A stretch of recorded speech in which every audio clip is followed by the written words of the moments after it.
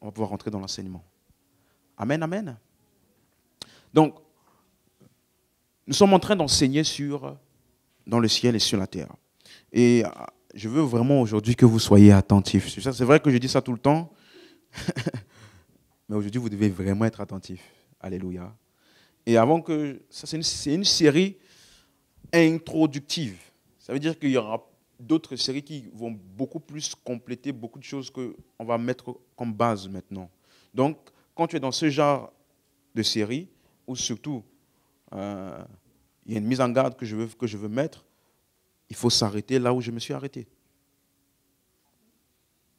Il faut s'arrêter là où je me suis arrêté. Parce que souvent, il y a des gens, ils vont dire ce que tu n'as pas dit. Ils vont entendre une chose qui a été dite, ils vont maintenant pousser plus loin. Là où je me suis arrêté dans mon explication de tout ce que je vais expliquer, arrête-toi aussi là. Amen. Pour ne pas dire des choses que je n'ai pas dites et pousser à l'erreur. Amen.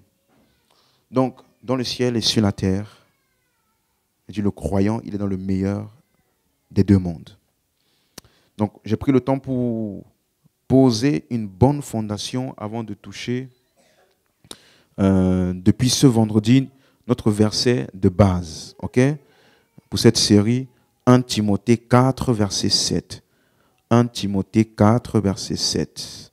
Repousse les contes profanes et absurdes. La suite. Exerce-toi à la piété. Dis avec moi, exerce-toi à la piété. Ok. Maintenant, il dit ceci, car l'exercice corporel est utile à peu de choses, tandis que la piété est utile à tout, ayant la promesse de la vie présente et de celle qui est à venir. Donc, vendredi, j'ai pris le temps de vous expliquer que le mot piété, c'est le mot grec eusabeia. Ça veut dire, c'est utilisé pour désigner la façon dont nous réagissons à la divinité. Lorsqu'une divinité parle, lorsqu'une divinité fait quelque chose, votre réponse à cela est appelée eusabia. Amen. C'est clair jusqu'ici? C'est des rappels. Donc, il est important donc de voir comment c'est utilisé dans les Écritures, principalement par l'apôtre Paul. Parce que je sais que la pensée populaire, souvent, dès qu'on dit piété, les gens pensent à la bonne conduite. C'est ça, n'est-ce pas? Le fait de marcher pieusement, comme on dit aujourd'hui. Donc, souvent, quand les gens entendent piété, directement dans leur tête, ils pensent bonne conduite. Quelqu'un qui marche, oh, lui, il ne me parle jamais mal. Il est très pieux. Il va à l'église tous les jours. Il ne manque jamais son heure de prière. Souvent, c'est ça qu'on a en tête dès qu'on entend piété. Vrai ou faux? C'est ça? Donc, voilà pourquoi je veux que nous lisons ensemble quelques textes où ce mot eusabia est utilisé. Par exemple, 1 Timothée 2, verset 2. En parlant de prier pour les rois, pour tous ceux qui sont élevés en dignité, afin que nous menions une vie paisible et tranquille en toute piété et honnêteté. Tu suis? Donc, il parle d'une vie paisible et tranquille. Au verset 10 maintenant, vous allez voir qu'ici, il utilise un autre mot totalement différent. Verset 10. Mais qu'elle se part de bonnes œuvres, comme il convient à des femmes qui font profession de servir Dieu. Donc le mot grec qui est utilisé ici est totalement différent de eusabia. C'est utilisé pour la bonne conduite. C'est pour ça qu'il parle des bonnes œuvres en rapport avec le fait de servir Dieu. Est-ce que tu es avec moi? Donc dans la Bible, il y a un enseignement sur la bonne conduite qui parle de bien se comporter. Quelqu'un comprend? Mais cet enseignement-là, ce n'est pas ça. Le mot eusabia n'est pas utilisé pour ça. Comprenez? Quelqu'un comprend? Donc, quand on dit eusabia, tu vas voir, c'est utilisé par exemple dans 1 Timothée 6, verset 3. 1 Timothée 6, verset 3. Paul dit, si quelqu'un enseigne de fausses doctrines et ne s'attache pas aux saines paroles de notre Seigneur Jésus-Christ et à la doctrine qui est selon la piété. Tu as lu comme moi? Quelqu'un lu? Donc, le mot piété ici est utilisé pour quoi? Une doctrine, un enseignement. Et il appelle ça les saines paroles de notre Seigneur Jésus. Il appelle ça la doctrine ou alors l'évangile. C'est clair pour quelqu'un? Donc, il utilise la piété pour décrire la bonne doctrine, le bon enseignement. Les saines paroles de notre Seigneur Jésus. Verset 5. Les vaines discussions d'hommes corrompus d'entendement, privés de la vérité. Donc, il y a des hommes dans leur entendement, là, c'est comment? Corrompus. C'est-à-dire leur manière de comprendre les choses est comment? Corrompus. Ils sont privés de la vérité. Pourquoi? Croyant que la piété est une source de gain. Tu as lu comme moi? Vous avez vu ça? Donc, toute personne qui dit que la spiritualité te donne l'argent, te donne le profit matériel, il est privé de la vérité et il a un entendement corrompu. Qui dit que la piété, l'évangile, ce que Christ a fait pour nous, est pour te donner des biens matériels, que c'est ça le but, la source de gain. Tout ce genre de doctrine-là, qu'on appelle aujourd'hui l'évangile de la prospérité, ou bien l'évangile transactionnel qui te dit que Dieu ne peut rien faire pour toi tant que tu n'as pas d'abord semé, tu n'as pas d'abord donné à Dieu, tu n'as pas d'abord fait ceci. Toute cette doctrine transactionnelle-là, il appelle ça ici privé de la vérité. Quelqu'un comprend? C'est clair pour quelqu'un? Donc, il utilise la piété ici pour quoi? Une doctrine. Suivez? Dans la version Osterval, il rajoute, après avoir dit la piété est une source de gain, version Osterval, verset 5.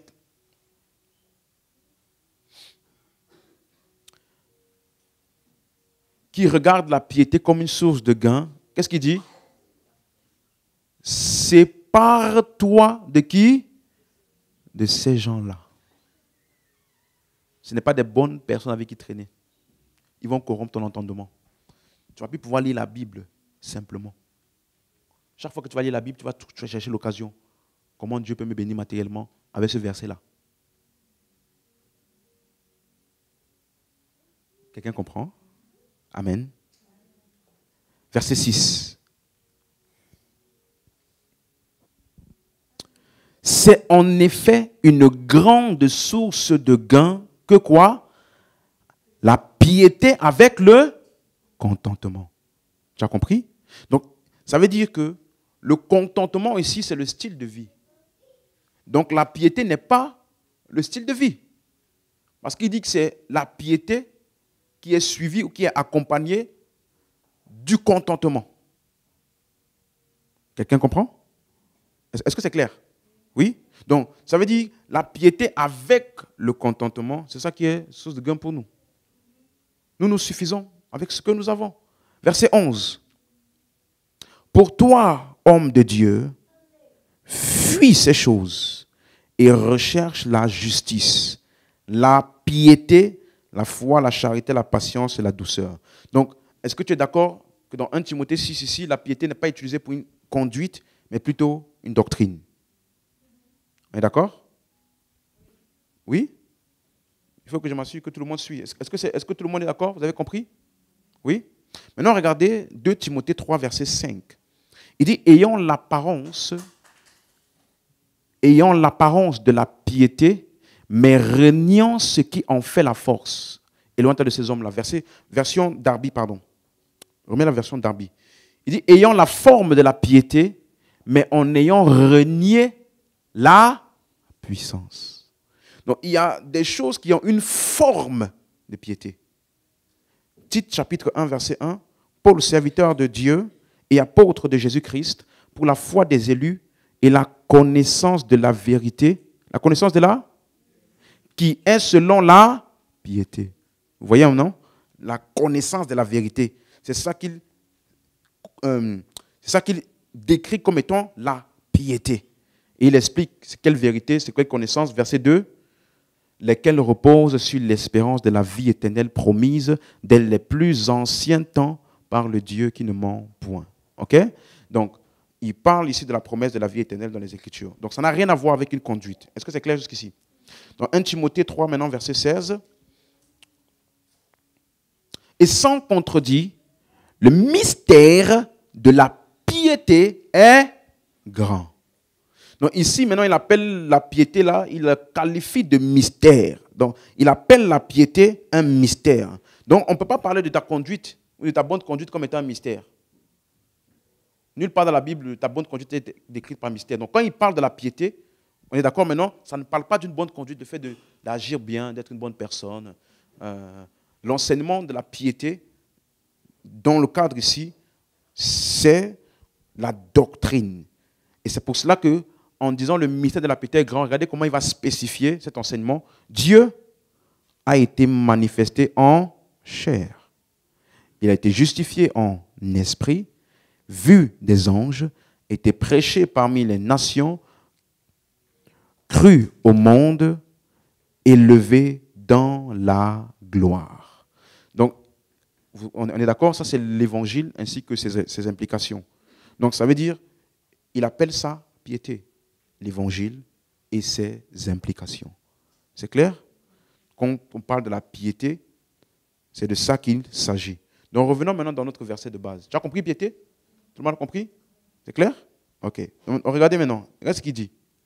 Repousse les contes profanes et absurdes, exerce-toi à la piété, car l'exercice corporel est utile à peu de choses, tandis que la piété est utile à tout. Donc, le mot utile, là, c'est le mot grec ophélimos. Ophélimos.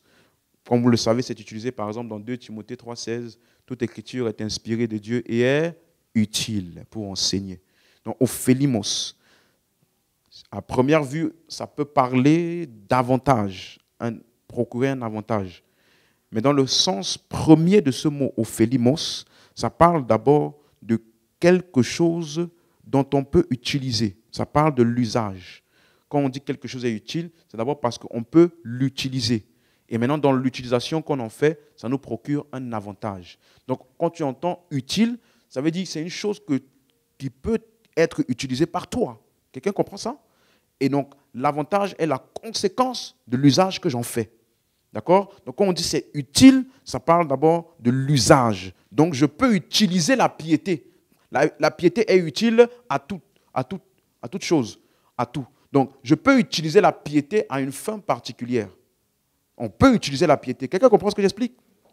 Donc, dans cet usage de la piété, donc, ça me donne un profit. Ça amène quelque chose dont on peut tirer profit. Donc, ce mot, ophélimos, qui parle de utile, tu peux le trouver aussi dans Tite, chapitre 3, verset 8.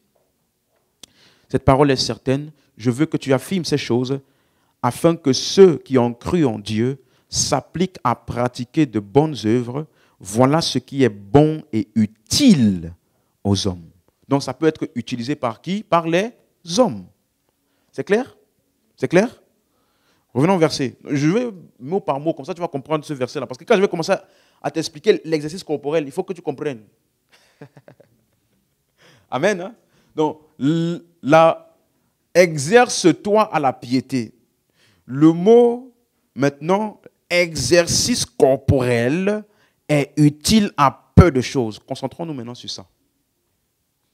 Avant que je commence à t'expliquer, je t'ai toujours dit qu'une chose importante dans la compréhension biblique, c'est de ne jamais lire en verset. J'ai déjà dit ça ici. De ne jamais lire en verset. Ça veut dire, tu lis le verset et puis tu t'arrêtes là. Il faut toujours lire en paragraphe. Vous avez compris? Quand tu lis les Écritures, lis toujours en paragraphe.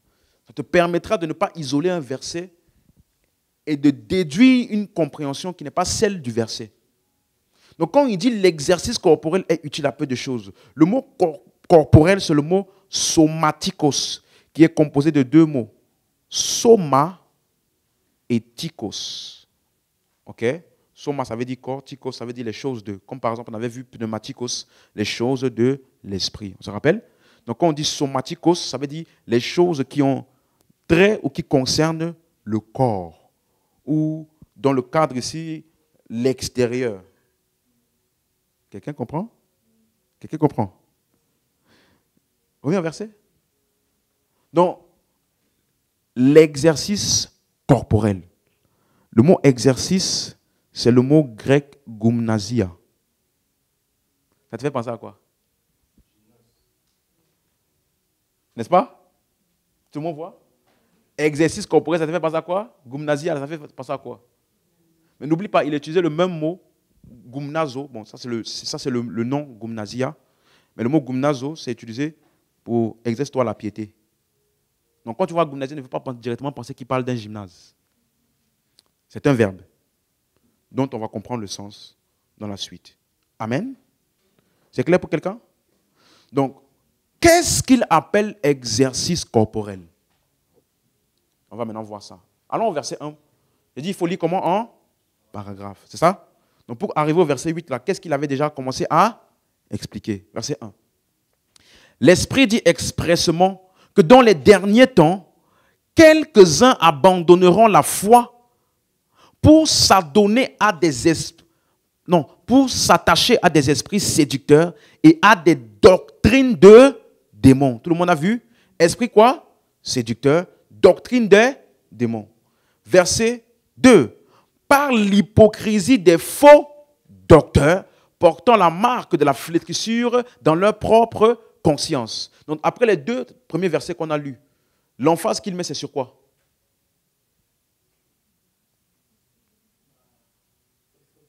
Fausse doctrine, n'est-ce pas? Dans des enseignements faux, dispensés par des faux docteurs ou des faux enseignants. On est d'accord? C'est ça le contexte depuis le début, n'est-ce pas? Tu as vu le gymnase ici? Tu as vu le sport? Non, n'est-ce pas? Tu es d'accord? Tout le monde est d'accord? Il commence son explication en parlant de quoi? Les fausses doctrines qu'il appelle les esprits séducteurs, et il parle des faux docteurs. Dis amen si tu es avec moi. Ok, il faut qu'on suive ensemble. Donc, il va maintenant t'expliquer quel est le contenu de ces doctrines des démons-là. Verset 3. Prescrivant de ne pas se marier et de s'abstenir d'aliments que Dieu a créés pour qu'ils soient pris avec action de grâce par ceux qui sont fidèles et qui ont connu la vérité. Donc, quel est le contenu de ces fausses doctrines-là? Interdit de se et s'abstenir de manger des aliments. Vous avez vu? Donc, ce sont des doctrines qui mettent l'emphase sur des performances extérieures. Quelqu'un comprend ce que j'explique? On suit maintenant? OK? Verset, donc là, c'est ça la caractéristique. Ils mettent les actions sur les performances et les exigences extérieures. Verset 4. Car tout ce que Dieu a créé est bon et rien ne doit être rejeté, pourvu qu'on le prenne avec action de grâce. Verset 5. Parce que tout est sanctifié par la parole de Dieu et par la prière. Verset 6. On suit?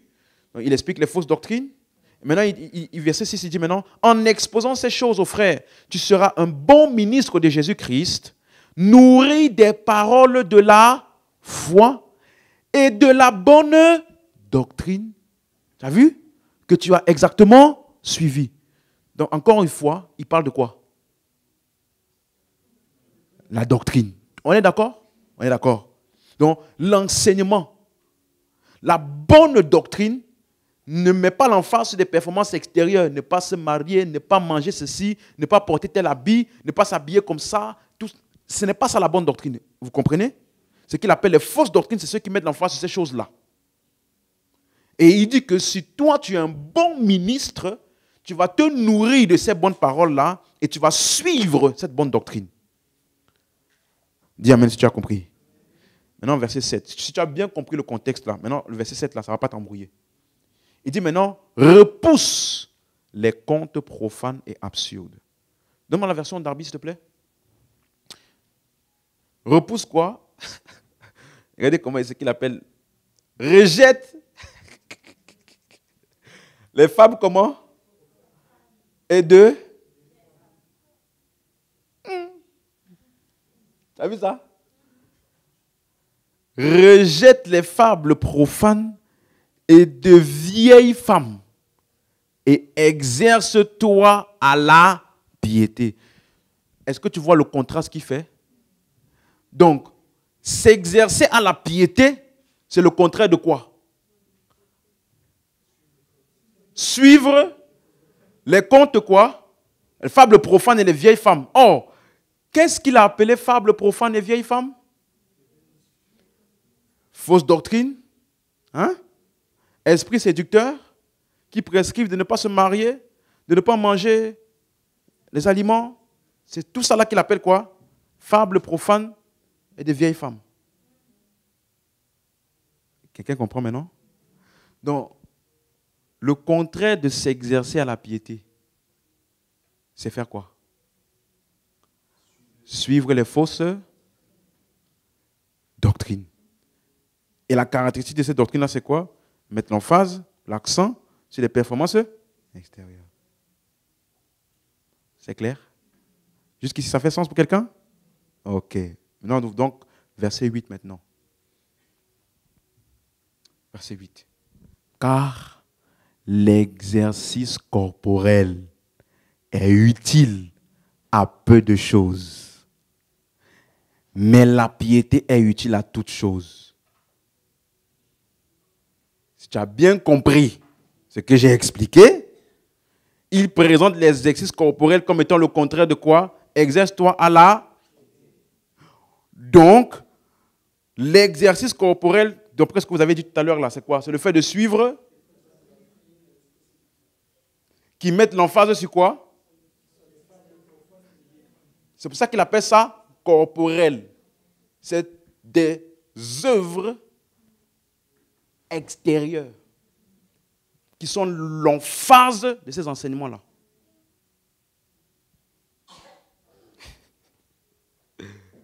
Donc, qu'est-ce qu'on appelle l'exercice corporel? Le fait de suivre les faux docteurs, les faux enseignements, les fables profanes et de vieilles femmes, les doctrines des démons ou les esprits séducteurs. C'est ça? Donc, exercice corporel n'a rien à voir avec le fait d'aller à la gym. D'après le contexte. Donc, si tu prends juste le verset comme ça, je te garantis, tu ne peux pas arriver à cette compréhension-là. Si tu prends tout le paragraphe, tu vas comprendre de quoi il parle. Tout le monde a compris comment je suis arrivé à cette conclusion-là? Ça fait sens pour tout le monde? Donc, ça veut dire que les enseignements qui disent de ne pas se marier, de s'abstenir de certains aliments. Oh, tu manges le porc. Le porc, c'est un aliment impur. Hey, si tu savais comment le porc est doux. Quand tu assaisonnes ça là, c'est doux. Hey. Donc, toutes ces règles-là, n'est-ce pas? Il appelle ça quoi? Exercice corporel. Et il te dit maintenant que c'est utile à quoi? Peu de choses. Ça veut dire que quand tu te donnes à ça là, il n'y a pas grand profit. Ça ne te donne pas grand-chose. Maintenant, il appelle la piété, qui est aussi un enseignement.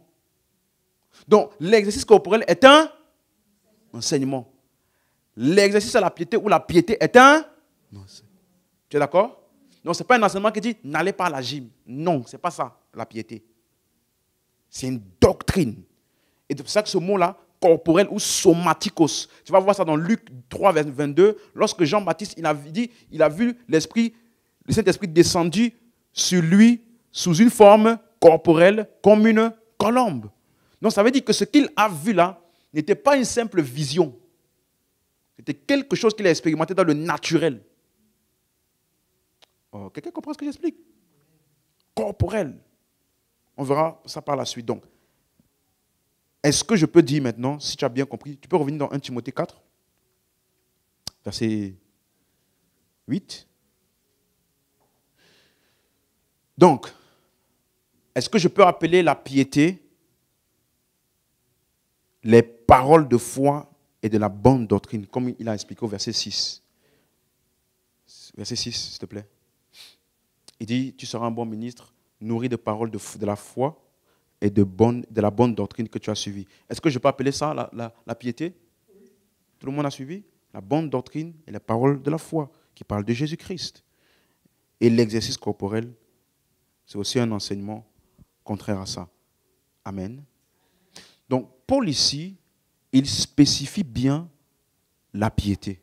Parce que, d'après la logique populaire, hein, vous et moi, on aurait pu croire que le fait de s'abstenir de certains aliments, le fait de ne pas faire certaines choses, le fait de choisir de ne pas se marier pour être totalement au Seigneur, par exemple, on aurait cru que c'est ça la piété. N'est-ce pas? Les gens qui se restreignent de beaucoup de choses, on aurait pu appeler ça la piété, mais Paul appelle ça fausse doctrine. Il appelle ça exercice corporel. C'est pour ça que ce mot, je l'ai dit, c'est gymnasia. Voyons voir où c'est utilisé. Exerce-toi là, gymnasia ou gymnazo. C'est le verbe. Hébreux 5, 14. Tu es toujours là? Ça fait sens pour tout le monde jusqu'ici? Donc, exerce-toi. C'est le mot gymnazo.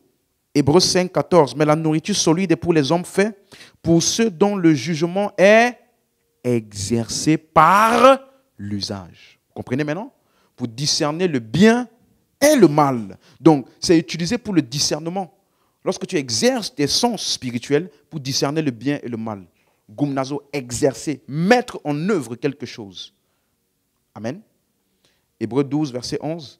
Il est vrai que tout châtiment semble d'abord un sujet de tristesse et non de joie, mais il produit plus tard, pour ceux qui ont été exercés, un fruit paisible de justice. Encore une fois ici, il parle de l'enseignement qui corrige.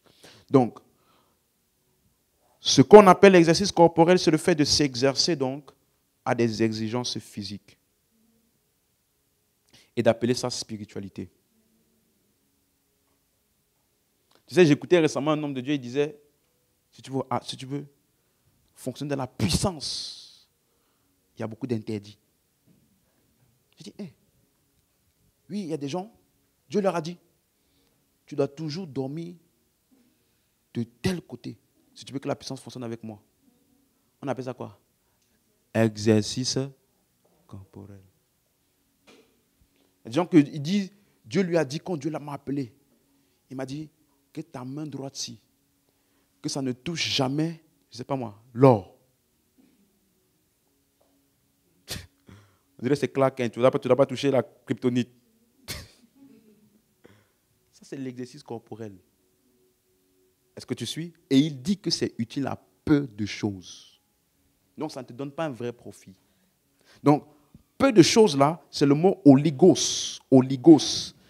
C'est utilisé dans le temps et dans l'espace. Ça veut dire que lorsque tu te donnes à l'exercice corporel, dans le temps et dans l'espace, ça n'a que très peu de valeur. Amen. Donc il y a des gens, on les voit comme des géants spirituels. Ils paraissent comme des géants spirituels parce qu'ils ont beaucoup d'exigences physiques qu'ils se contraignent. Mais Paul dit, c'est utile à peu de choses. Ça veut dire que ça a très peu de valeur dans le temps et dans l'espace. Amen. Donc l'exercice corporel est une doctrine. S'abstenir de manger, ne pas porter des boucles, ne pas porter des bijoux, ne pas porter le maquillage, interdit de se marier, ça a une utilité insignifiante.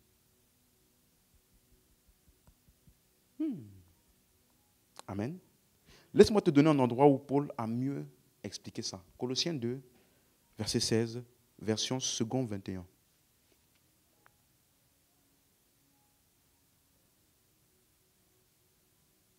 Version second 21. Que personne donc ne vous juge au sujet du manger ou du boire. Au sujet de quoi? Est-ce que ça inclut ce qu'on donne ce que les gens mangent à l'église là? Ça inclut ça? Tu sais, il y a un pasteur qui a dit, vous savez, les églises là dans lesquelles ils ne mangent pas la Sainte Seine là, c'est des sectes. Tu dis, ouais, on est une bonne secte. Que personne ne vous juge. Votre niveau de spiritualité, votre niveau d'alignement avec Dieu, au sujet de quoi? Manger et boire. À propos d'une fête, d'un nouveau mois ou du sabbat. Si tu es un bon érudit de la Bible, dans quoi tu trouves manger, boire, fête, nouveau mois, sabbat? C'est dans quoi qu'on trouve tout ça là? La loi. Merci, la loi. Quelqu'un comprend maintenant? Donc, ça veut dire, tout ce qu'il y a dans la loi là,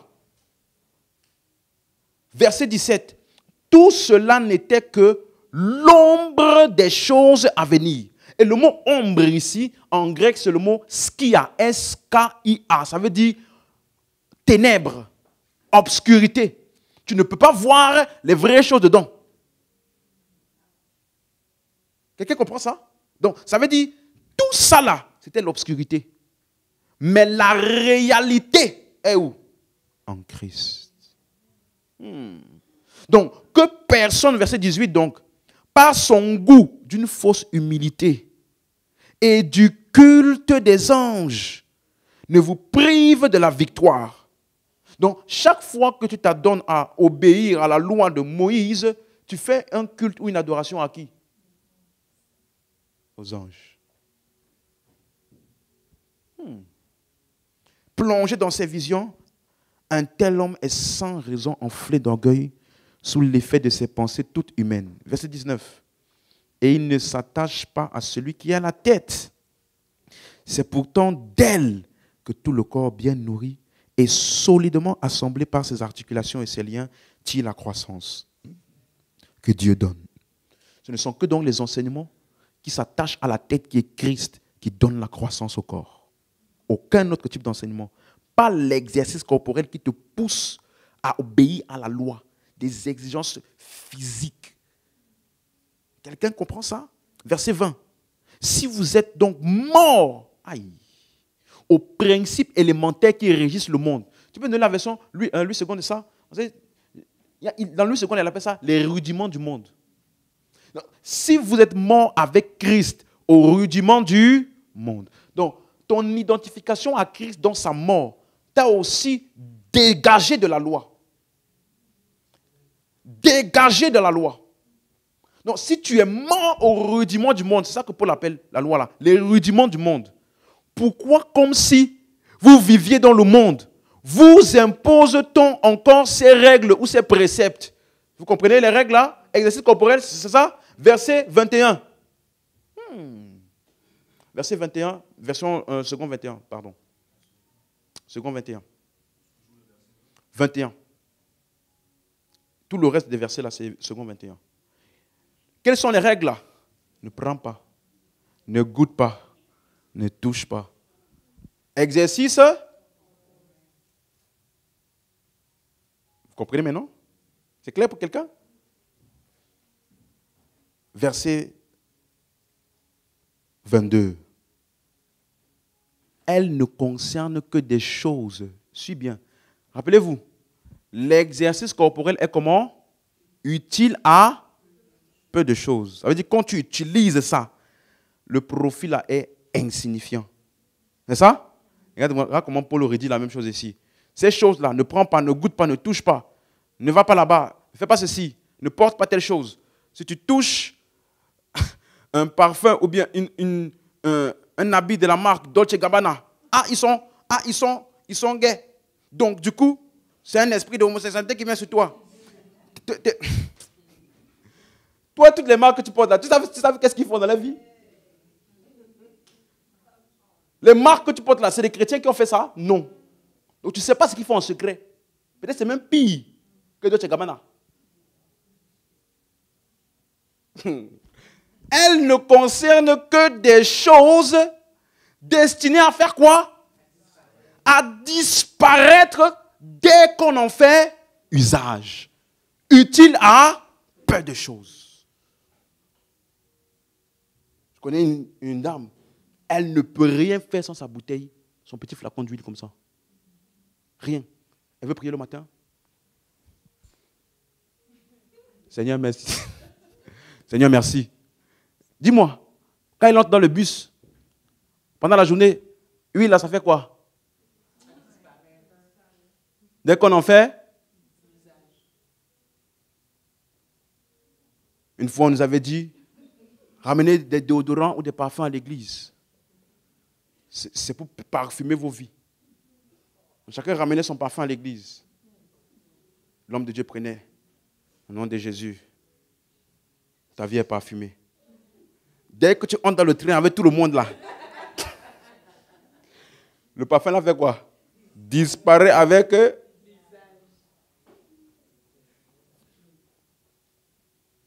Quelqu'un comprend? La chose qu'on te donne à manger là. Dès que tu manges ça là, ça va où? Ou bien comme tu as mangé ça à l'église là, ton système digestif bloque ça. Ça reste ici. C'est ça? Quand tu manges ça à l'église, ça va où? Là-bas, là, c'est où? Le lieu secret. Donc, c'est destiné à disparaître quand on en fait. Donc, toute chose qui disparaît par l'usage. Exercice.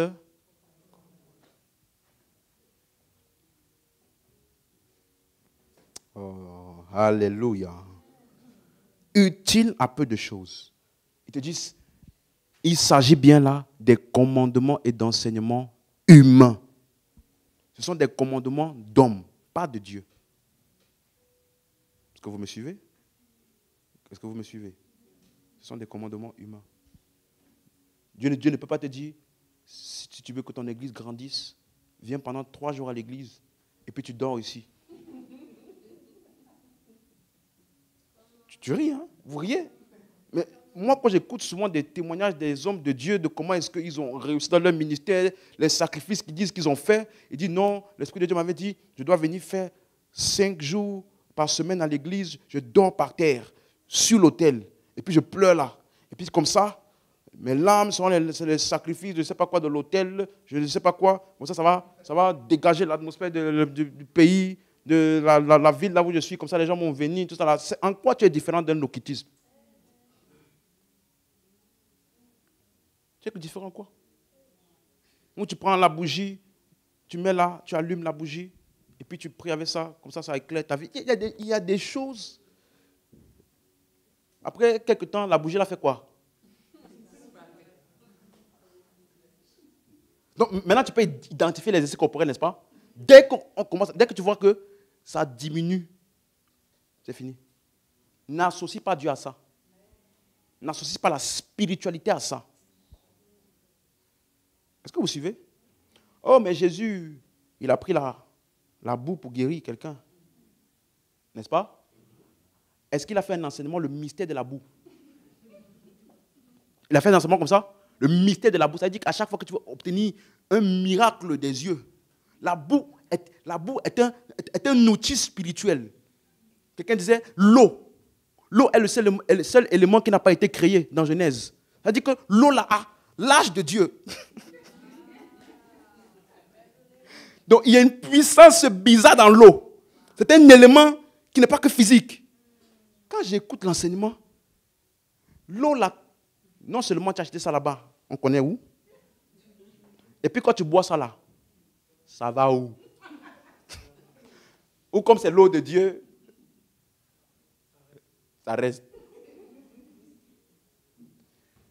Tu suis? Je ne suis pas contre. Dieu peut te guérir avec l'eau. Hein. D'accord? Dieu peut te guérir avec l'eau si c'est ta foi. Ok? Mais ne spiritualise pas l'eau. Spiritualise la puissance de Dieu qui t'a guéri. Me suivez? C'est clair pour quelqu'un? Voilà. Donc, verset 23 maintenant. Et ça, c'est le verset qui m'a fait réfléchir.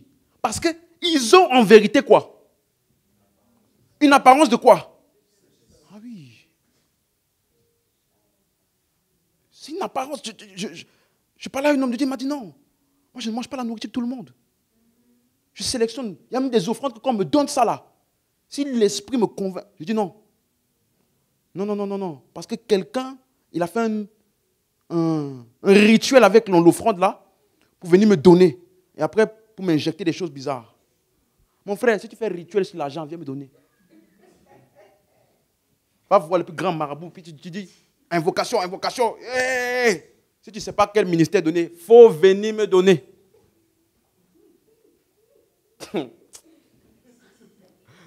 L'argent là, quand ça arrive à la poste, 50 € là, ça devient 2 €, ça devient 100 €. Le billet de 50 € là, parce qu'on a fait incantation sur ça. Donc quand tu donnes ça là, si on doit acheter caméra, on va acheter une caméra avec, et ça sera le bon prix. L'argent là ne va pas nous donner une caméra déformée. C'est le même argent. Est-ce que je parle à quelqu'un? Ça a une apparence de sagesse. Chaque 3 heures du matin, je ne peux pas louper. Si je loupe, ma journée est gâtée. Quand quelqu'un te dit ça, même si tu es sincère, si tu n'as pas l'enseignement comme je t'enseigne là, tu seras intimidé. Parce que toi, tu sais qu'à 3 heures du matin, là, c'est l'heure où ton rêve ton sommeil est le plus profond. C'est à l'heure là que ton sommeil est vraiment profond. Tu dis, lui, ça va à 3 heures du matin. Vraiment, il y a les uns et les autres. Hein? Exercice corporel. Apparence de sagesse. Ils indiquent un culte volontaire de l'humilité et le mépris du corps. Tu vois, non? Tu méprises ton corps. Ton corps ne ressemble plus à rien. Tu vas à l'église, une soeur disait, pasteur, les gars, depuis que j'ai laissé l'esprit de Jézabel. Vous vous rappelez, vous avez raconté ça, n'est-ce pas? Elle m'a dit, avant j'avais l'esprit de Jézabel. Je mettais les maquillages, je mettais les coiffures, je mettais les mèches, je mettais les pantalons. J'ai tout laissé ça. Maintenant, regarde, pasteur, comment je suis. J'avais envie de dire, esprit de Jézabel, reviens. J'avais envie de dire, esprit de Jézabel, reviens sur elle. Ça, c'est quel mépris du corps, ça.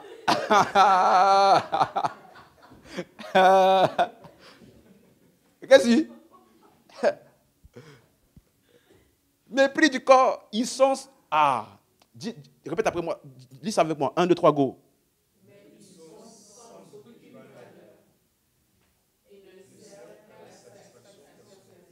La seule personne qui se sent satisfaite de ça, c'est toi. C'est juste ton ego personnel qui est boosté. Moi, je suis frère ou soeur spirituel, c'est tout. C'est tout. Ça n'a aucune valeur.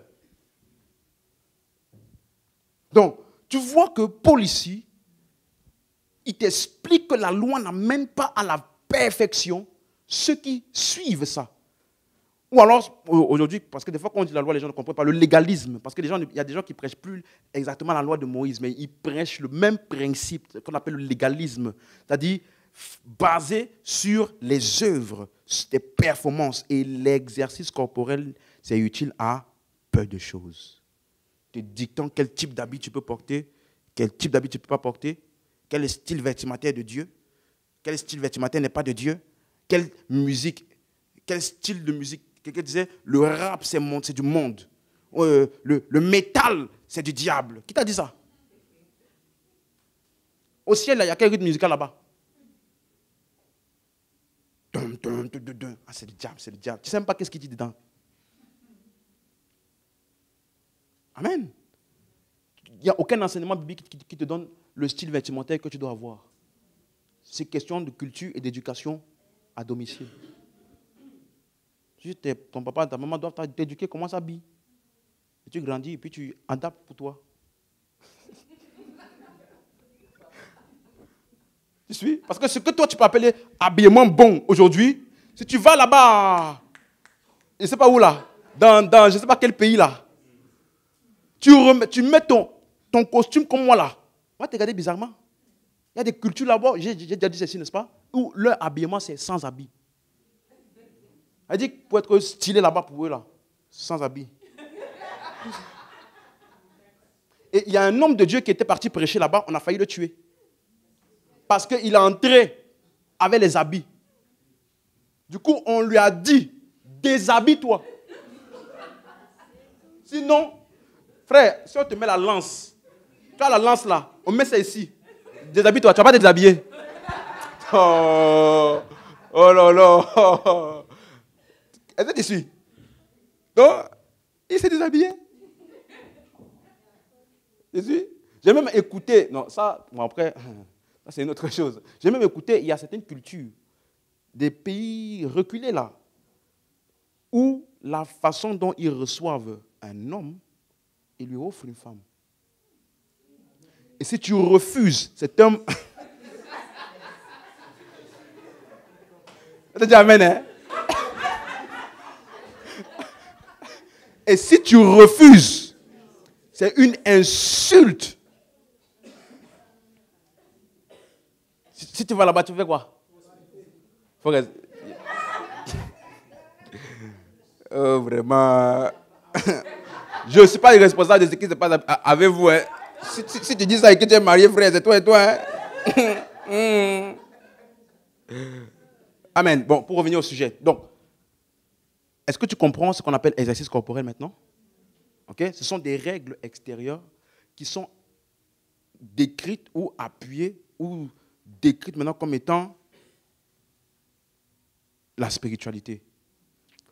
Et souvent, c'est ça qu'on aime voir dans nos églises. Et ces gens-là qui prêchent ça, c'est eux qui disent souvent aux gens, tu ne dois pas porter telle chose, sinon tu as tel esprit qui va s'attacher à toi. Pourtant, c'est eux que la Bible appelle, ils ont des esprits séducteurs. Parce qu'ils trompent les gens. Vous voyez?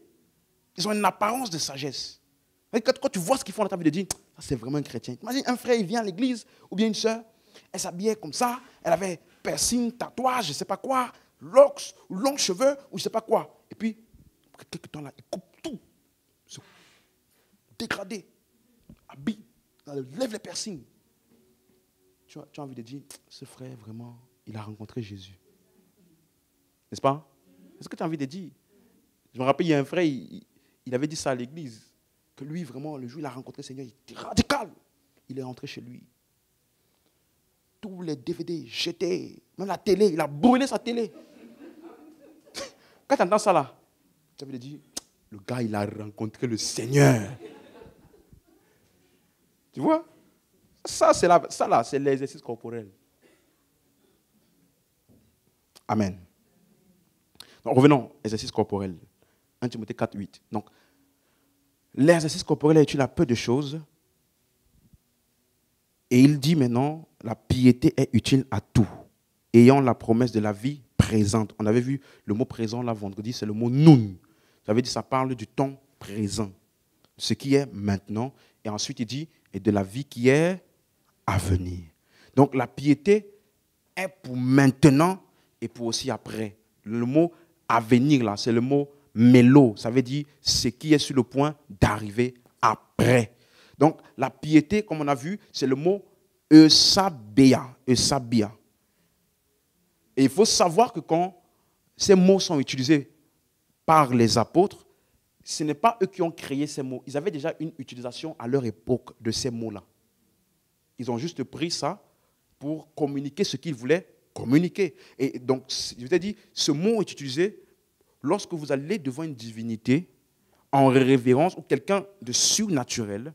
Et donc, tout ce que vous faites envers cette divinité-là, c'est ça qu'on appelle piété ou sabia. C'est pour ça que certains traducteurs l'ont aussi appelé être pieux. Lorsque tu te présentes devant Dieu, un Dieu, pour montrer de la révérence en adoptant certains comportements. Amen. Mais pour nous, d'après ce que Paul nous explique maintenant, la piété pour nous, ce n'est pas l'exercice corporel.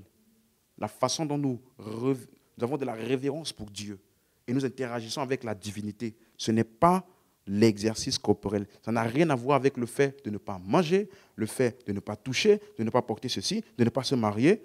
Ce qui, normalement, dans les cercles populaires, sont appelés piété, n'est-ce pas?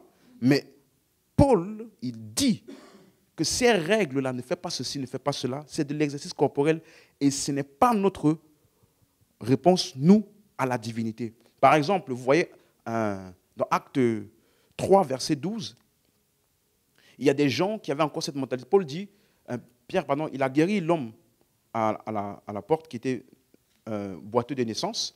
Il dit, homme israélite, pourquoi vous étonnez-vous de cela? Pourquoi avez-vous les regards fixés sur nous, comme si c'était par notre propre puissance ou par notre piété que nous eussions fait marcher cet homme-là? Pourquoi Pierre a parlé de ça ici? Parce que c'était comme ça que ces gens-là comprenaient la piété. Vous voyez? Ce n'est pas par nos restrictions personnelles que ce gars a été guéri. Non. Est-ce que vous suivez? Donc, c'est souvent pour le respect et la révérence qu'on fait à Dieu, et c'est assimilé à une divinité qu'on ne voit pas. C'est pour cela que l'adjectif de ça, qui est pieux, n'est-ce pas? Piété, c'est le nom. Être pieux, c'est l'adjectif. C'est le mot grec eusebes. Eusebes. C'est utilisé dans Acte 10, par exemple, verset 1. Il y avait à Césarée un homme nommé Corneille, centenier dans la cohorte dite italienne. Verset 2, regardez ce qu'on dit de lui. Cet homme était pieux et craignait Dieu avec toute sa maison. Il faisait beaucoup d'aumônes au peuple et priait Dieu continuellement. Vous voyez? Verset 7. Dès que l'ange qui lui avait parlé fut parti, Corneille appela 2 de ses serviteurs et un soldat pieux et se baisse d'entre ceux qui étaient attachés à sa personne. Donc, sa réponse de Corneille envers Dieu, c'était quoi? Faire des aumônes, prier, craindre Dieu. Et tu vois que ça ne l'a pas donné le salut. Donc, ce n'est pas la bonne réponse à Dieu en ce qui nous concerne. Parce que, est-ce que nous, c'est comme ça que nous répondons à Dieu? Parce que ça n'a pas donné le salut. Mais il est qualifié de pieux selon ce standard-là. Donc, par exemple, un autre exemple, 2 Pierre 2, verset 9. Est-ce que tu suis? C'est clair? 2 Pierre 2, verset 9. Le Seigneur sait délivrer de l'épreuve les hommes pieux et se baissent et réserver les injustes pour être punis au jour du jugement. Donc ici, par contre, pieux, c'est utilisé pour les justes parce que c'est en contraste avec les injustes. Donc ici, c'est ceux qui ont cru. Vous voyez comment c'est utilisé à chaque fois? Donc il faut bien regarder le contexte pour savoir quelle est la réponse, la réaction à Dieu. Parce que nous n'avons pas la même réponse que Corneille. Regardez notre réponse. Vous avez compris? Donc, c'est quoi la piété donc pour nous en Christ? 1 Timothée 3,16. Donc, est-ce que tu es d'accord? La piété pour nous en Christ, ce n'est pas l'exercice corporel? Ce n'est pas un système de règles? Ne fais pas ceci, ne fais pas cela, ne fais pas ceci, ne fais pas cela. Ce n'est pas ça la piété pour nous. Par contre, il te dit maintenant, sans contredit, le mystère de la piété est grand. Il parle maintenant de nous. Donc, le mot sans contredit là, c'est le mot homologoumenos. Homologoumenos. Si tu es habitué à certains mots grecs, il y a le mot homologia. C'est ça qu'on appelle notre confession. Ce que nous parlons en accord avec Dieu. Ce que nous parlons en accord avec ce que Dieu a dit. Parler en accord avec. Donc, qu'est-ce qu'il est en train de dire ici? Que notre confession commune, ce que nous avons tous communément admis, c'est ce qu'il est en train de dire ici.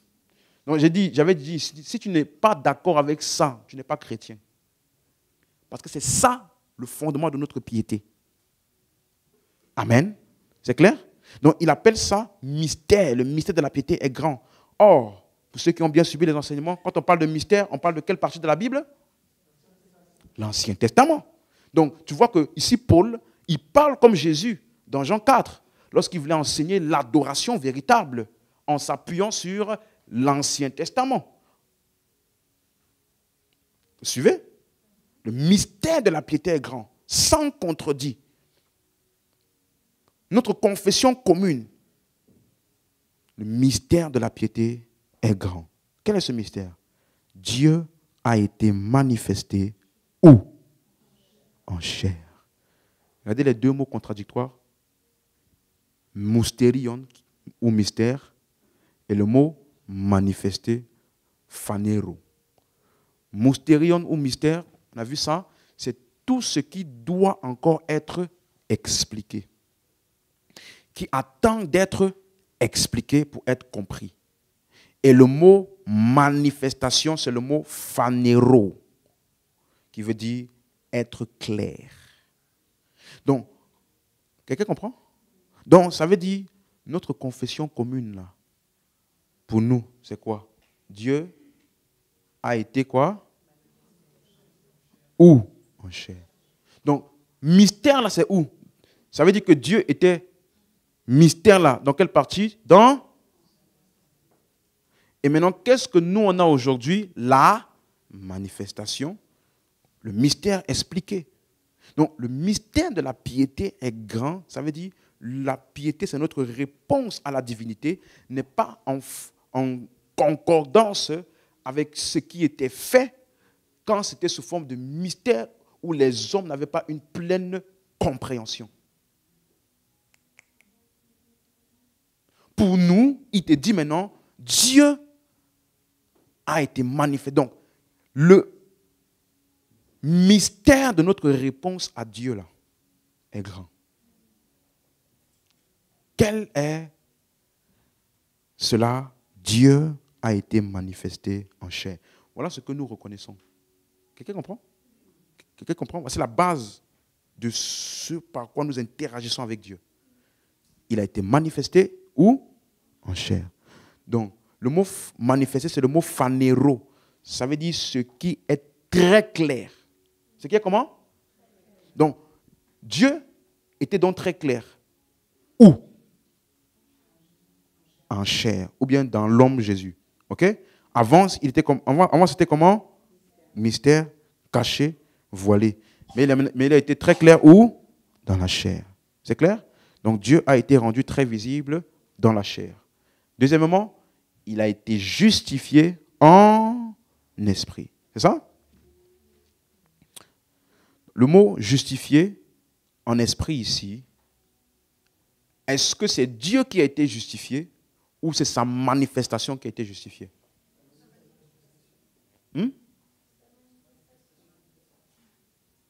C'est clair? Si vous n'êtes pas clair, je vous explique. Hein? C'est clair? Donc, Dieu a été manifesté où? En chair. Justifié en esprit, c'est sa manifestation ou c'est lui? Donc, sa manifestation a été justifiée où? En esprit. Donc, qu'est-ce que ça veut dire justifié en esprit? Il faut bien comprendre ça. Ce n'est pas genre, il est parti dans l'esprit pour être justifié. Ce n'est pas exactement de ça qu'il parle. Parce que Dieu a été fait chair, manifesté dans la chair. Justifié en esprit, ça veut dire quoi? Le mot justifié, c'est le mot dikaio. Dikaio. Ça signifie être approuvé, rendu juste, approuvé. Donc, cette manifestation de Dieu en chair a été approuvée où?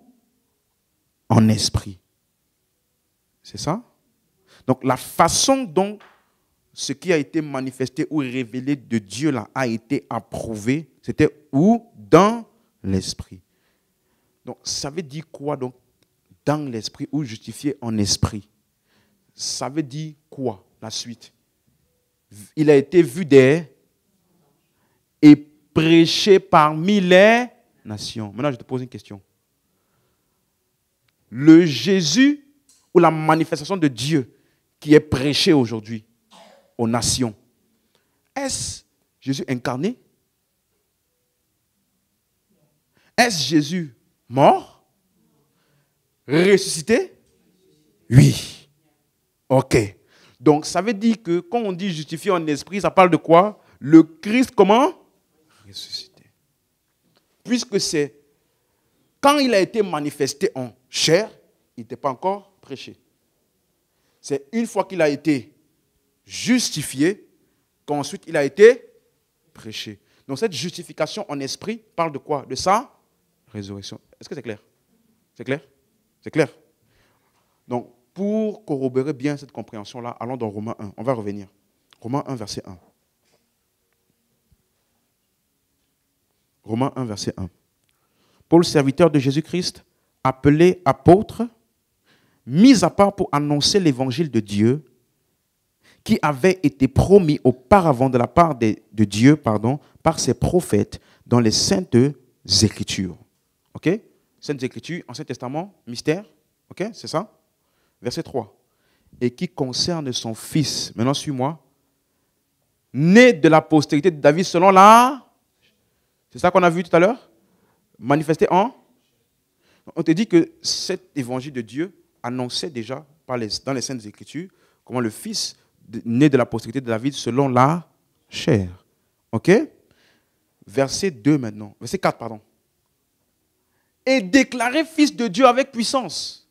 Mais, fils de Dieu, né selon la chair. Maintenant ici, déclaré fils de Dieu avec puissance. Selon quoi? L'esprit. Par quoi? Sa résurrection. Vous comprenez l'expression maintenant? Justifié en esprit, ça parle de sa résurrection. Manifesté en chair, puis déclaré fils de Dieu. Est-ce que c'est clair? Est-ce que c'est clair? Donc le mot déclarer là, c'est le mot orizo. Ça veut dire approuver, désigner, être désigné. Donc ce qu'il a désigné comme étant le Fils de Dieu qui était annoncé, qui devait naître en chair et ensuite devait ressusciter là, qu'est-ce qui l'a permis de l'approuver en tant que ça? C'était avec puissance, selon l'esprit de sainteté, par sa résurrection. C'est ça qu'il a approuvé, désigné, Fils de Dieu. C'est clair pour quelqu'un? OK? Donc, est-ce qu'il dit la même chose que ce qu'on a vu dans 1 Timothée 3, 16? OK? Justifié en esprit, manifestant en chair, justifié en esprit. C'est ça? Tout le monde est d'accord? Donc, justifié en esprit, ça parle de quoi? Ça? Tout le monde est d'accord? Vous allez voir la même chose dans 1 Pierre 3, verset 18. Christ a souffert une fois pour les péchés, lui juste pour les injustes, afin de nous amener à Dieu, ayant été mis à mort quant à la chair, mais ayant été rendu vivant quant à quoi? L'esprit. Donc quand tu entends justifier en esprit, ça parle de ça? Résurrection. Si c'est clair pour toi, dis Amen. Revenons au verset 1 Timothée 3. C'est clair? Donc, il a été manifesté en chair, justifié en esprit, vu des anges. Donc, c'est après tout ce que les anges ont donné comme instruction dans l'Ancien Testament, là. Ils n'avaient jamais vu Dieu. Donc, tu ferais mieux de bien lire minutieusement ce qu'ils ont dit. Quelqu'un comprend ça? Parce que la manifestation de Dieu était où? Dans la chair. Ou alors dans l'homme. Dans un homme. Donc Dieu a été pleinement révélé où? Dans un homme. C'est clair pour quelqu'un? Et donc, cette pleine manifestation de Dieu a été ensuite approuvée ou justifiée où? Dans l'esprit. Comment? Par sa résurrection. C'est ça, c'est pour ça qu'il dit que le mystère est grand. Tu vois que ça n'a rien à voir avec le système de règles. Vous comprenez? Rien à voir. Il dit prêcher parmi les nations. Maintenant, je veux ton attention. Pour la suite, je veux la version Louis II parce que ça ne nous a pas aidé à bien comprendre. Louis II, ok. Prêcher aux gentils. Bon, le mot gentil ou nation, c'est le mot ethnos. Ok, ça parle des nations. Prêcher, c'est le mot kérousso, que vous connaissez. Donc, il a été cru. La suite. Cru. Louis II. Il a été cru dans le monde, élevé dans la gloire. Maintenant, suis bien. Qui a été cru dans le monde? Hein? Incarné? Ressuscité. Tu es d'accord? Et c'est lui qui a été prêché. Tu es d'accord? Donc, ça ne peut pas être lui qui, après avoir été cru, a été élevé dans la gloire. Puisque, lorsqu'il a été ressuscité, c'est lorsqu'il est allé dans sa gloire qu'il a dit à ses disciples d'aller prêcher.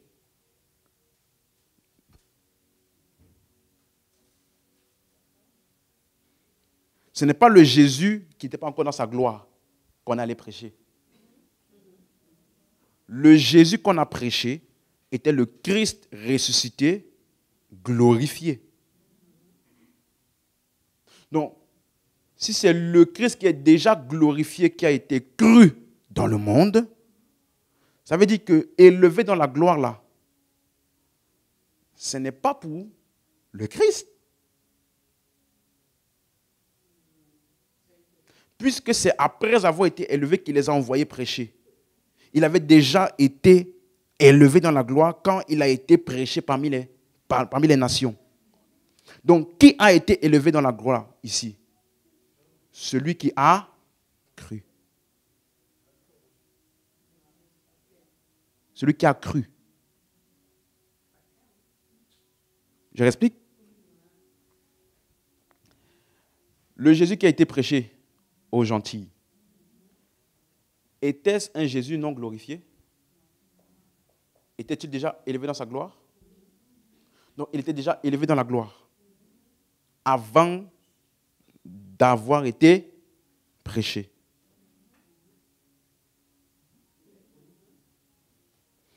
Donc, ça ne peut pas être encore lui qui est élevé de la gloire après qu'il a été prêché et cru. Puisqu'au moment où il a été prêché et cru, il était déjà...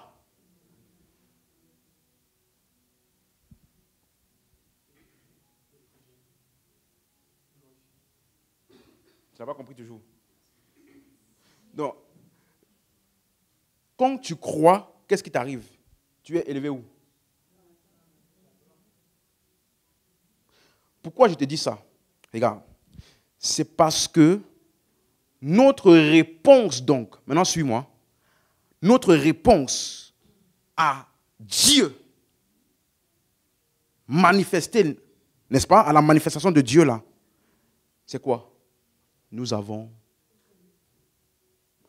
Et quand nous avons cru, qu'est-ce qui nous est arrivé? Nous avons été élevés dans la. C'est ça notre réponse à la divinité en Christ. Donc, qu'est-ce que Paul enseignait ici? Une théologie centrée sur Christ. Donc, c'est l'homme, la manifestation de Dieu en l'homme, dans sa résurrection, c'est ça qui est notre réponse. Donc, ici encore, tout comme on a vu dans plusieurs autres séries, Paul, il fait taire la loi. Encore une fois, en montrant qu'elle ne sert pas à grande chose. Donc, celui qui est pieux, selon la piété, qui est selon le mystère, c'est celui qui a fait quoi? Il a cru. C'est pas clair? Qu'est-ce qui n'est pas clair?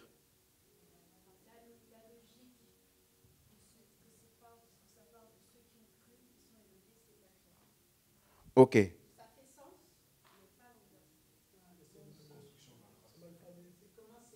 C'est pour cela que je vous ai dit, parce que si tu prends la version, on a dit quelle version d'Arby, ça va te confondre. Parce que justifié par l'Esprit, sa justification, rappelez-vous, les souffrances de Christ et la gloire dans laquelle il devait entrer, où il devait s'en suivre. Donc après sa résurrection, il est entré dans sa gloire. Donc c'est le Christ ressuscité et glorifié que nous prêchons aujourd'hui.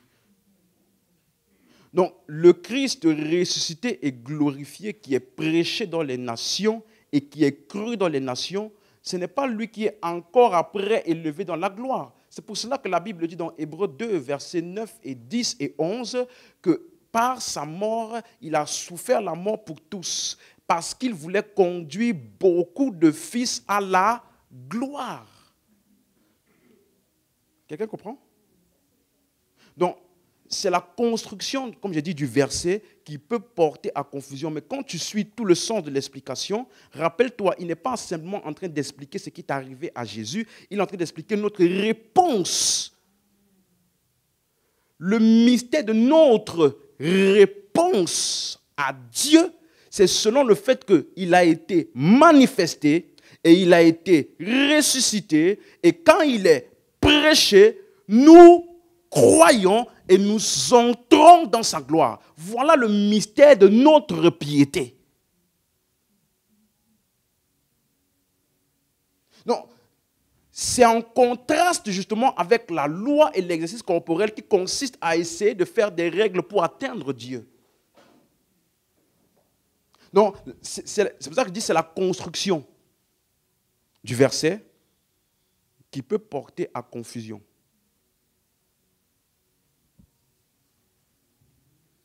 Parce que l'agencement des mots ici, vous allez voir, attends, je te montre un verset, version Darby, tu vas voir.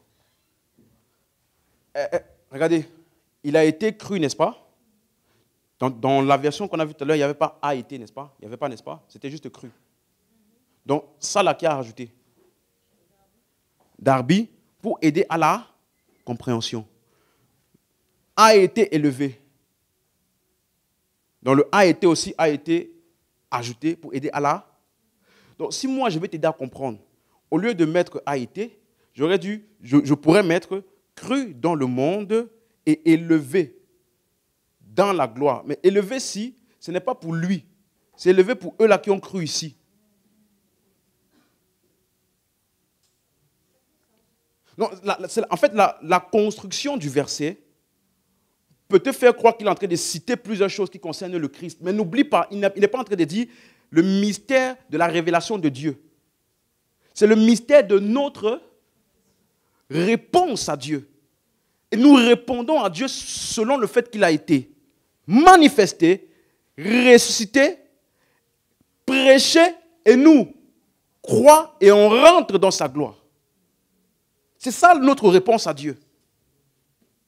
Est-ce que vous comprenez? Non? A été déjà, c'est pour ça que je ne voulais pas cette version. Parce que quand tu mets a été, tu vas penser qu'on parle toujours de la même chose. Donc notre réponse à Dieu nous fait considérer qu'on a cru au Christ ressuscité, glorifié, mais aussi que nous avons été élevés dans la gloire ensemble avec lui. Ça fait partie de notre réponse à la divinité. Voilà pourquoi nous faisons ce que nous faisons en accord avec cette compréhension-là. Rappelez-vous, la piété, là, c'est l'enseignement, la doctrine. Est-ce que c'est clair? C'est clair? Ou je réexplique encore? C'est bon? Hébreux 2, affiche-nous ça. Hébreux 2, verset 9. Mais celui qui a été abaissé pour peu de temps au-dessus des anges, Jésus, nous le voyons comment? Il est déjà quoi? Couronné de gloire et d'honneur à cause de la mort qu'il a souffert. Donc, qu'est-ce qui a suivi sa mort là? Il a été couronné. Vous comprenez? Maintenant, il dit, afin que par la grâce de Dieu, il souffrit la mort maintenant pour tout. Donc, il inclut maintenant les autres. Verset 10 maintenant, il te dit maintenant, il convenait en effet que celui qui, pour qui et par qui sont toutes choses, qui voulait conduire à la gloire, qui? Donc, ceux à qui on prêche là, c'est pour qu'ils puissent entrer où? C'est clair? C'est clair? Et donc, quand tu es entré dans sa gloire là, toi et lui, vous êtes ensemble. Voilà pourquoi au verset 11 maintenant, il dit, car celui qui sanctifie, c'est-à-dire Jésus, qui est entré dans sa gloire, et ceux qui sont sanctifiés, c'est-à-dire qui sont aussi été injectés dans cette gloire-là, ils sont tous issus d'un seul. Plusieurs fils à la gloire.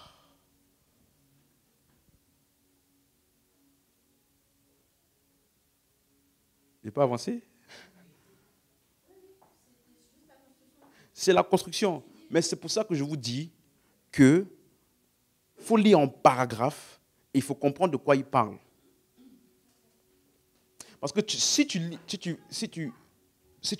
prends pas la compréhension comme je t'explique là, reviens dans 1 Timothée 3,16. Si tu ne prends pas la compréhension comme je t'explique, tu risques de penser que notre réponse à Dieu, c'est juste qu'on a cru. C'est tout. On a prêché, cru. Mais n'oublie pas, quand tu as cru, tu as été élevé avec lui dans la gloire. Ça fait partie de notre réponse à Dieu. C'est pour ça que Paul peut dire, béni soit Dieu, le Père de notre Seigneur Jésus-Christ, qui nous a bénis. Cette bénédiction spirituelle, où? Dans les célestes ou en Christ. Ça là, ce n'est pas simplement la résurrection. Ça là, c'est élevé dans la gloire avec lui. Il nous a ressuscités ensemble, nous a fait asseoir ensemble. C'est clair? Donc ça fait partie de notre réponse à Dieu, oui.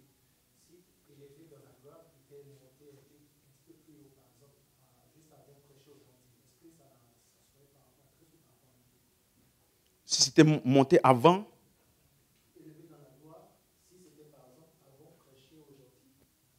ça aurait pu être pour Christ.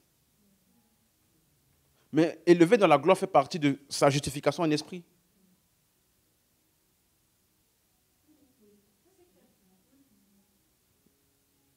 Rappelez-vous, il est le Fils incarné, mais après sa résurrection et ascension, il est le premier-né d'entre les morts. Donc, ça justifie en esprit, là, l'élévation dans la gloire est inclue dedans. Donc, ce serait redondant. Ce serait redondant de redire encore élevé dans la gloire, comme si justifié en esprit ne fait pas partie de son élévation dans la gloire. Non, il a été ressuscité, la Bible dit, il a été assis ensemble, assis dans les lieux célestes, au-dessus de tout. C'est ça son élévation dans la gloire. Donc si après on dit encore, élevé encore dans la gloire, bon, c'est redondant, c'est pas faux, mais ça ne fait pas sens. Par contre, ici, on dit ça maintenant pour ceux qui ont cru, pour qui ne croient pas que la justification en esprit là concerne uniquement Christ. Eux aussi, ils ont été introduits dans cette élévation dans la gloire. Et ça fait partie de notre confession commune. C'est bon? C'est bon? Donc, il faut toujours...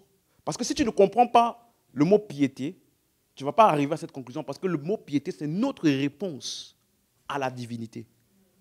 Or, pour qu'on t'explique la réponse à la divinité, il faut qu'on te dise d'abord de quelle divinité il s'agit. Donc, il te révèle que c'est le Dieu qui a été manifesté en chair et qui a été justifié en esprit. Maintenant, lui là, ce Dieu-là, ce Dieu-homme-là, c'est lui qui est prêché et c'est lui en qui nous avons cru et c'est par lui que nous sommes élevés dans la gloire. Voilà notre réponse à la divinité. C'est clair? Ok, bon, je ne vais pas pouvoir continuer. Parce que je devais rentrer dans une autre chose, mais... Ok? Donc, tu vois que qui est qualifié de pieux aujourd'hui? Est-ce que c'est celui qui a beaucoup de restrictions, qui marche comme ça? Ceux qui ont cru et qui fonctionnent dans ce qu'ils ont et qu'ils sont devenus en Christ là. Donc, ma prière là est sur la base de cette compréhension. Là, je suis pieux. Vous suivez? Non, tu ne peux pas me dire, ma prière est puissante parce que je me suis réveillé à 3 heures du matin. Ça, c'est exercice corporel. Mais ce n'est pas un exercice corporel parce que la prière n'est pas bonne. C'est un exercice corporel parce que la compréhension que tu as de la prière là est selon la loi. Mais moi, je peux prier comme étant en train d'exercer mon autorité, d'assis à la droite avec Dieu pour affecter les circonstances de la vie. Là, c'est une bonne prière. Et ce n'est pas dépendant de l'heure de la journée.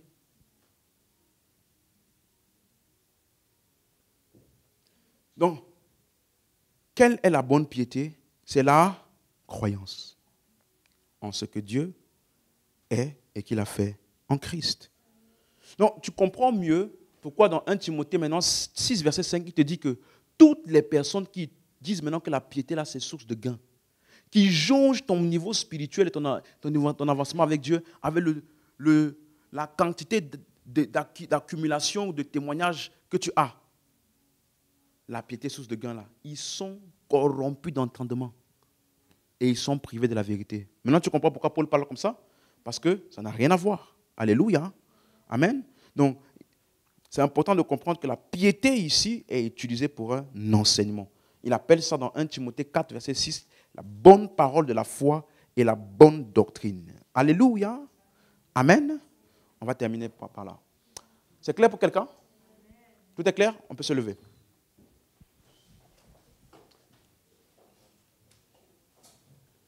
Gloire à Jésus. Donc, aide-moi à dire à ton voisin, exerce-toi à la piété. L'exercice corporel est utile à peu de choses. Ça n'a aucun profit. Amen. Donc, notre réponse et notre fonctionnement avec Dieu est en fonction de la révélation de Dieu qui a été manifestée en Christ et de ce qu'il a fait pour nous et de ce que nous sommes devenus en lui. Donc quand je me lève et que je dis « Abba Père », je suis en train de me fonctionner et de m'exercer à la piété. Pourquoi? Parce que je reconnais Dieu comme étant mon Père. C'est clair pour quelqu'un? Alléluia. Amen. Ok. Tu peux élever la voix. Tu vas rendre grâce à Dieu.